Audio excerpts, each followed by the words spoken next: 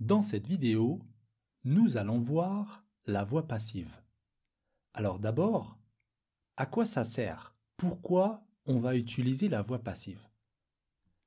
En fait, la voix passive va nous servir à mettre en évidence, à donner plus d'importance ou à mettre en avant le COD, le complément d'objet direct.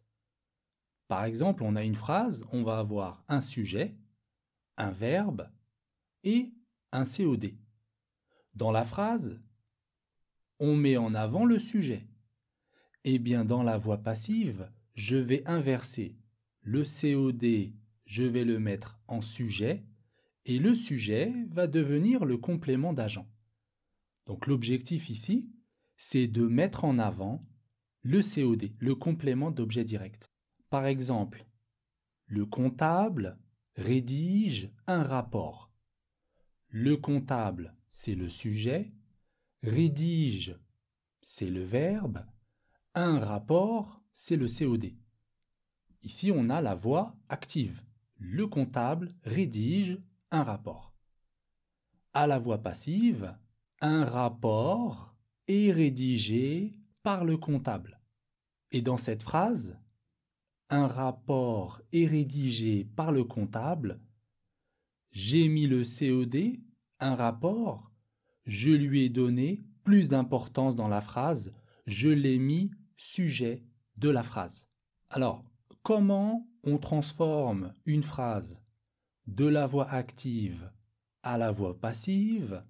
On va effectuer 3 changements. On a 3 changements. Premier changement, le COD devient le sujet, comme on a vu tout à l'heure. Premier changement, le COD devient le sujet. Deuxième changement, le sujet de la voix active, le sujet devient le complément d'agent, introduit par la préposition par. Le complément d'agent va commencer par par. On va voir après qu'il peut également commencer par deux. On va voir quelques cas particuliers à la fin de la vidéo.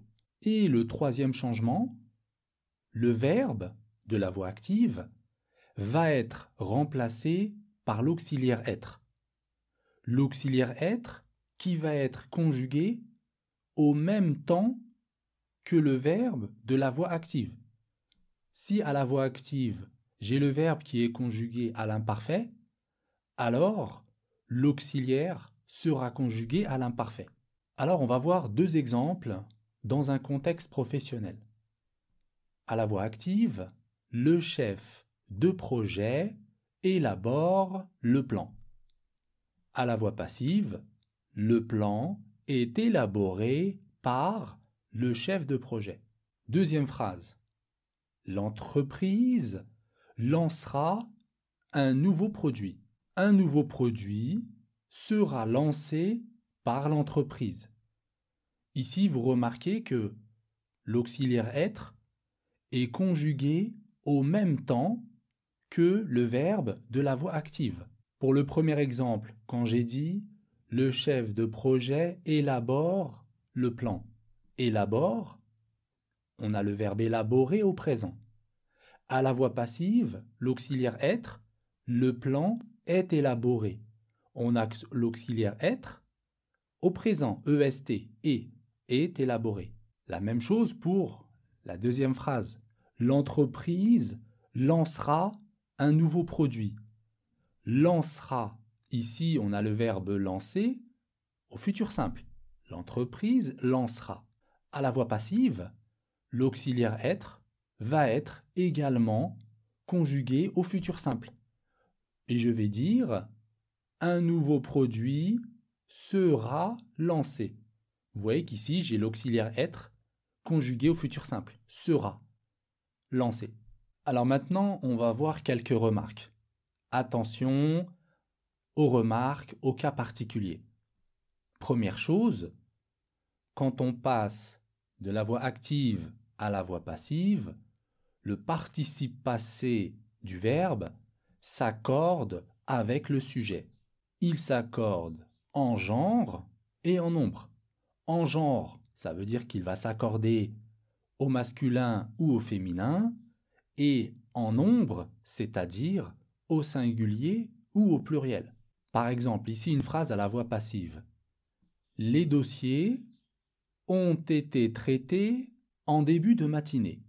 Les dossiers ont été traités en début de matinée. Ici, on peut remarquer que à traiter, on a mis un S. Pourquoi on met un S? Parce que traiter va s'accorder avec le sujet les dossiers. Les dossiers, c'est masculin pluriel, donc à traiter, traiter, je le mets au masculin pluriel. J'ajoute un S. Deuxième remarque, le complément d'agent n'est pas tout le temps exprimé dans la phrase à la voix passive. Par exemple, la stratégie a été définie. La stratégie a été définie. Ici, je n'ai pas le complément d'agent. Je ne sais pas par qui elle a été définie. Ici, le plus important, ce qui nous intéresse dans cette phrase, c'est de savoir que la stratégie a été définie. Donc, on a mis le COD en sujet, la stratégie a été définie et le complément d'agent, on l'a supprimé. Une autre remarque. Quand, à la voix active, le sujet c'est on. Quand on a on à la voix active, quand je vais passer cette phrase à la voix passive, je ne vais pas utiliser de complément d'agent. Par exemple, on a validé les résultats. Ici, j'ai le sujet on. J'ai validé le verbe. Les résultats, c'est le COD. À la voix passive, je vais dire les résultats ont été validés. Vous voyez qu'ici, je ne vais pas ajouter par on. Je ne peux pas dire les résultats ont été validés par on. Donc, je ne mets pas de complément d'agent. Et je dis les résultats ont été validés. Une autre remarque. Quand à la voix active, j'ai le sujet, c'est un pronom personnel sujet. Donc à la voix active, j'ai un pronom personnel. Par exemple, je, tu, il, nous, vous, il. Si j'utilise un pronom sujet à la voix active, dans ce cas, je vais éviter de transformer cette phrase à la voix passive. Par exemple, il a préparé la réunion. Ici, j'ai le sujet il, c'est un pronom sujet. Donc, je vais éviter de dire la réunion a été préparée par lui. Vous voyez, ça ne se dit pas trop. Donc, si j'ai un pronom sujet, j'évite de transformer la phrase à la voix passive. Je la laisse comme ça. Il a préparé la réunion. Alors, on a vu que le complément d'agent est souvent introduit par. On va utiliser par devant le complément d'agent. Mais on a des cas où on va utiliser la préposition de. À la place de par, je vais utiliser de. C'est le cas, par exemple, si le verbe exprime des sentiments ou une attitude. Si le verbe exprime des sentiments ou une attitude, dans ce cas, je vais utiliser la préposition de. Alors, ça peut être des verbes comme aimer, détester, admirer, respecter, etc. Avec tous ces verbes qui expriment des sentiments, je vais utiliser la préposition de. Par exemple, le manager est admiré de toute l'équipe.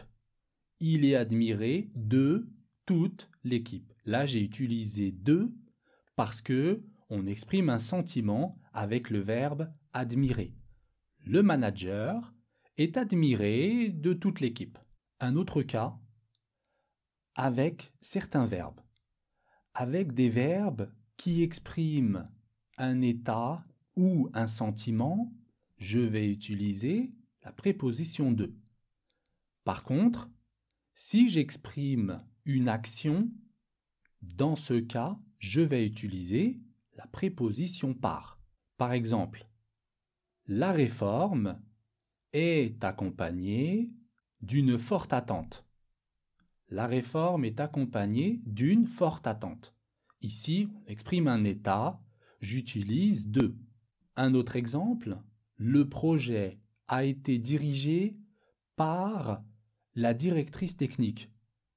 Ici, quand je dis le projet est dirigé, on exprime une action, donc j'utilise la préposition par. Le projet a été dirigé par la directrice technique. On a aussi des verbes qui vont nous servir à décrire. Donc quand je fais une description, dans ce cas, j'utilise la préposition de. Par exemple, la salle de conférence. La salle de conférence est bordée de drapeaux internationaux.